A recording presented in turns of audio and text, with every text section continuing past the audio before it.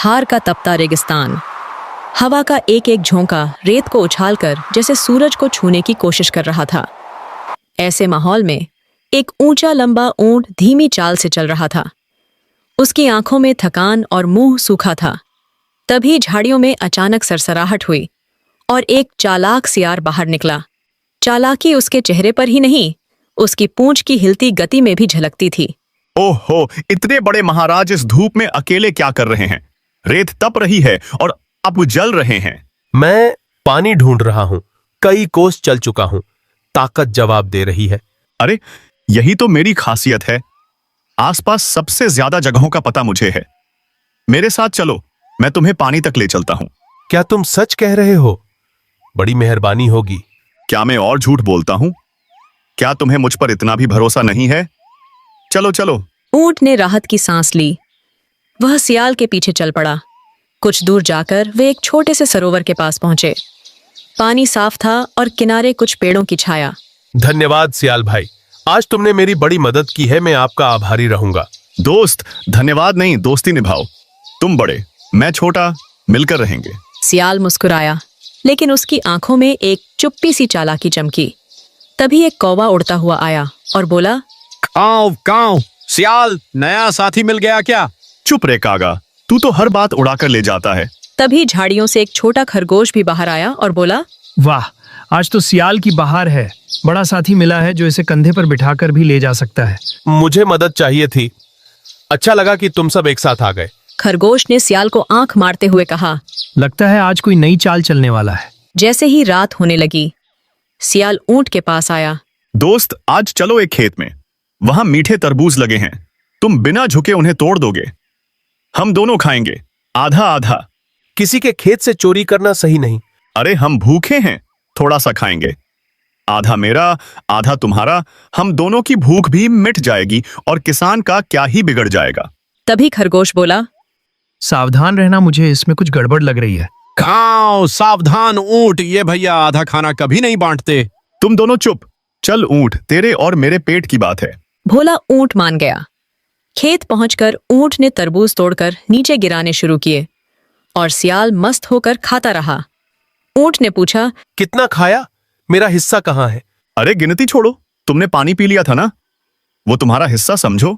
ये धोखा है सियाल। तभी किसान की आवाज आई, कौन है वहां? कागा ने उड़कर चेतावनी दी। काव काव, भागो। सियाल तुरंत झाड़ियों में घुस गया। ऊंट का बड़ा शरीर छिप नहीं सका। किसान ने उसे लाठी मारी और सियाल दूर बैठकर मुस्कुराता रहा।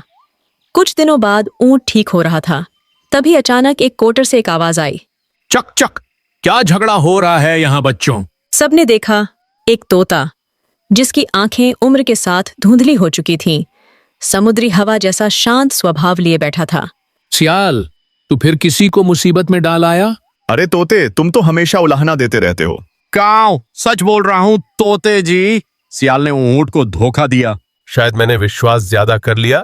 विश्वास रेत जैसा है ऊंट बालक, गलत साथी मिल जाए तो हाथ से फिसल जाता है। सियाल ने हंसी उड़ाते हुए, बूढ़े हो गए हो और तुम खुद को विद्वान समझते हो। तोते ने आंखें बंद कर लीं पर कुछ न कहा। अगले दिन सियाल फिर आया। दोस्त, ऊंट एक जगह है, नदी। वहां पानी भी है, फल भी। चलो वहां चलते हैं। खाओ, मुझे शक है इस पर। ऊंट भैया, इस बार सोच कर जाना। लेकिन उस खेत के बाद सियाल मेरे पास ही तो रुका। शायद बदल रहा हो। बदलना कठिन नहीं सियाल, पर आदतें पुरानी हो जाएं तो निभाना मुश्किल होता है। फिर भी ऊंट चल पड़ा। नदी तक पहुंचकर सबने पानी पिया, फल खाए। हवा ठंडी थी।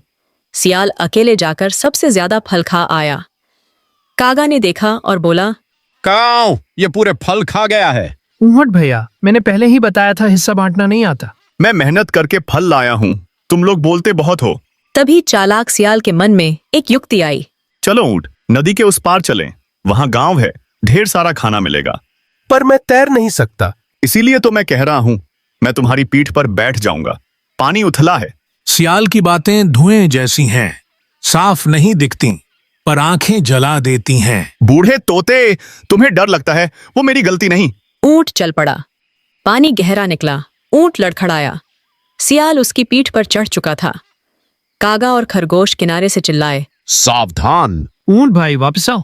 नदी के बीच पहुंचकर सियाल बोला। ऊँट, क्या मैं एक गीत गाऊं? अभी यहाँ? पागल हो क्या? अगर तुम गाओगे तो मैं डगमगा जाऊंगा। मैं क्या करूं? फल खाकर मेरा मन खुश हो गया है। और वह जोर जोर से किकियाने लगा। गांव वाले जाग गए, शोर बढ़ गया। सियाल चुप, लोग पकड़ लेंगे। मेरी आदत है गाने की, जैसे तुम्हारी आदत है सहने की। किनारे पहुंचकर सियाल झाड़ियों में छिप गया और ऊंट को फिर लोगों ने दौड़ाया। अगली सुबह सब मित्र ऊंट के पास पहुंचे। तुम ठीक हो? थोड़ी चोट है पर मैं ठीक हूं। सियाल की चालों से दूर रहो बालक। तभी सियाल ऐंठता हुआ आया। अरे मेरे प्यारे साथी, आज वापस चलते हैं, यहाँ खतरा है। कांव, और खतरा कौन है, तुम या गांव वाले? तुम सबको बस मेरी बुराई करनी है। हम तो सच बता रहे हैं। ऊंट इस बार चुप रहा। सियाल फिर ऊंट की पीठ पर बैठ गया। सभी मित्र किनारे ही रह गए। नदी के बीच पहुंचकर ऊंट अचानक रुक गया। अरे क्या हुआ? जल्दी चलो। कल तुमने कहा था फल खाकर मेरा मन खुश होता है, इसलिए मैं गाता हूं, याद है?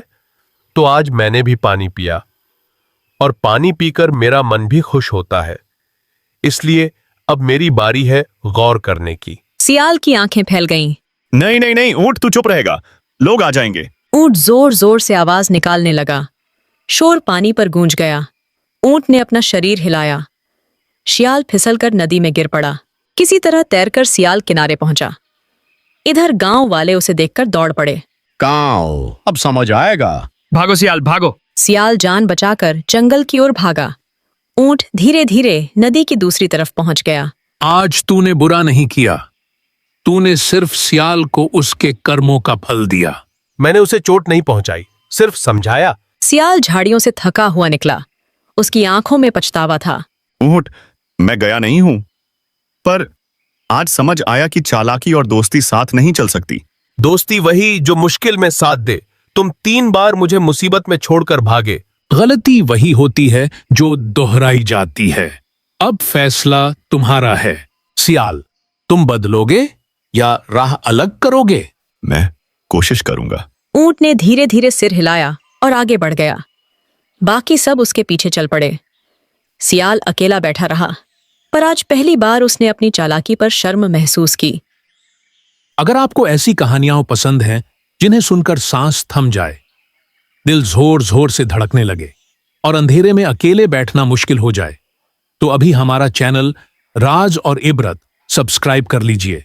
यहां आपको मिलेंगे खौफनाक हॉरर कार्टून्स, ऐसी कहानियां जिनमें चीखें भी हैं और सन्नाटा भी, अंधेरे राज जिनका अंजाम रूह तक हिला देता है, और वो सच जिसे सुनने की हिम्मत हर कोई नहीं करता। हम लाते हैं इबरत और सीख से भरी मोरल स्टोरीज, हकीकत पर आधारित कहसानी कहानियां, गांव देहात के डरावने और रहस्यमयी किस्से, और ऐसी कहानियां जो सिर्फ कहानी नहीं, एक चेतावनी होती है। हर वीडियो में एक नया डर, एक नया राज और एक ऐसा अंत जो देर तक आपके दिमाग से नहीं निकलता। कुछ कहानियां सिर्फ सुनने के लिए नहीं होती, कुछ राज अंधेरे में ही बेहतर रहते हैं, और कुछ अंजाम इंसान को उसकी औकात याद दिला देते हैं। तो अगर आप में हिम्मत है इन कहानियों को आखिर तक सुनने की, तो अभी सब्सक्राइब करें राज और इबरत, और बेल आइकन जरूर दबाएं, क्योंकि यहां हर कहानी के पीछे छुपा है एक खौफनाक सबक। राज और इबरत, जहां डर भी है और इबरत भी।